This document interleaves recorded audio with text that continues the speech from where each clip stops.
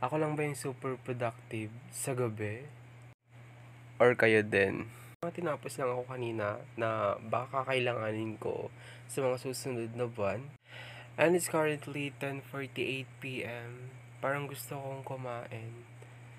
Sakto guys. Kasi meron akong pinabili kaninang food sa kapatid ko. Sinabi ko talaga, it's my treat for myself. I think deserve ko naman kumain ngayon.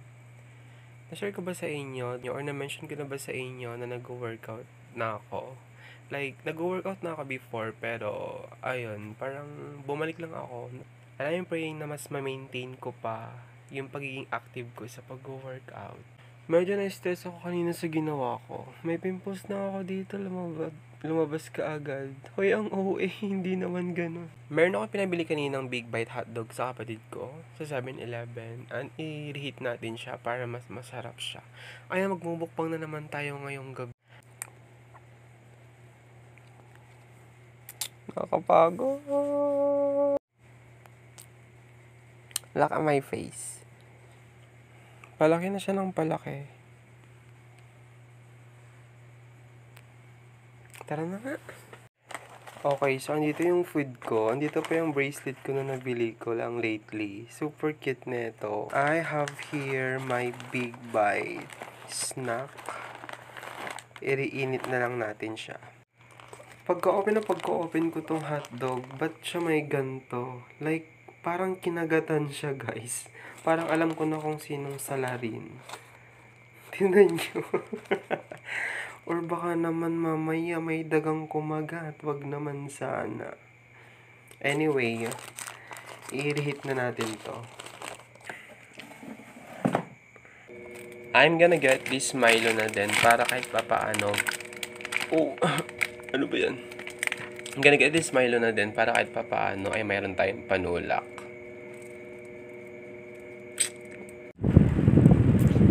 Hello everyone. Ayan, na-reheat ko na itong pagkain ko. And it's time to put the dressing and tomato ketchup. Ako ngayon na lang na. Alas 11 na ng gabi pero andito ako kumakain pa din. Yung iba tulog na. Ay, wish mo tulog din ako ng ang ingay ng fan. Okay, first thing first. What happened? Gulat ako. Lagay na natin tong ketchup. Nako talaga, pag to talaga dumaan sa newsfeed nyo, sa madaling araw or sa gitna ng gabi, mapapakrave ka din. Alam nyo ba nung nasa QC kami, yung place nila mami doon, napakalapit ng 7-Eleven. So kapag nagdi-dinner na kami sa gabi, hindi talaga ako masyadong kumakain ng kanin, ganun. Kasi binibigyan ko ng space pa yung tiyan ko for this Big Bite hotdog. Like around 8 p.m. ganon, tumatambay kami ng kapatid ko, ng pinsan ko doon sa 7-Eleven na kumakain ng Big Bite hotdog. Pero hindi naman siya every night because it's not good sa health natin. Oh, shit. Ito talaga yung favorite ko eh. Like, iba yung lasa. Alam nyo ba guys, story time again. Go-to ka din na binibili or ino-order sa Jollibee yung Jolly hotdog nila. Kasi super sarap. Like, ang dami nilang nilalagay na cheese on top of the hotdog. Pero kapag hindi ako nakakapag-Jollibee ganun kasi hindi siya ganun accessible sa place namin, ito yung alternatives na binibili ko.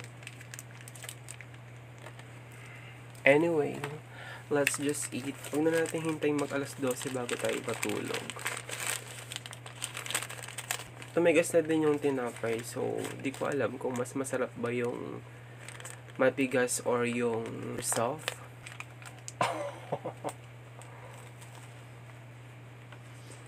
Sakit lang pag nga.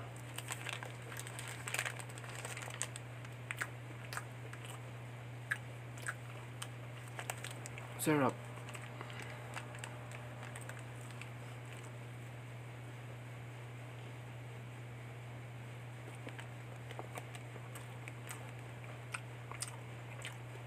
Kanina wini-wish kong hindi nyo siya mapanood sa gitna ng gabi. But I wish na sana dumaan to sa newsfeed nyo habang nakahiga kayo or patulog na kayo. Ang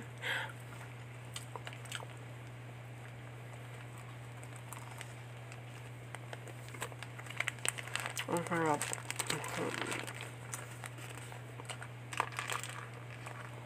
Gano'n ako kumain ng mayo.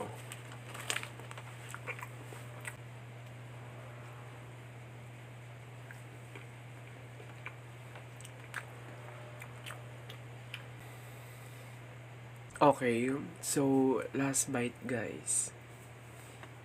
Last bite. Ang daming tinga, nakakaya na naman sa lahula.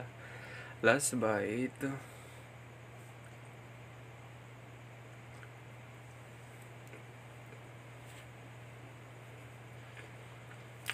Happy tummy again.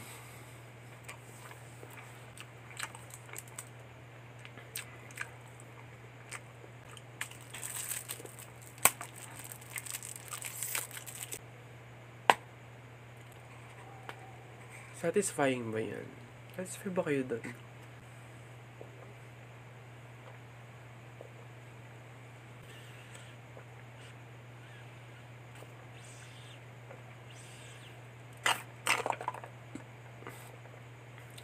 Anyway, that's all the video for tonight. I see you guys again on my next one. Bye guys!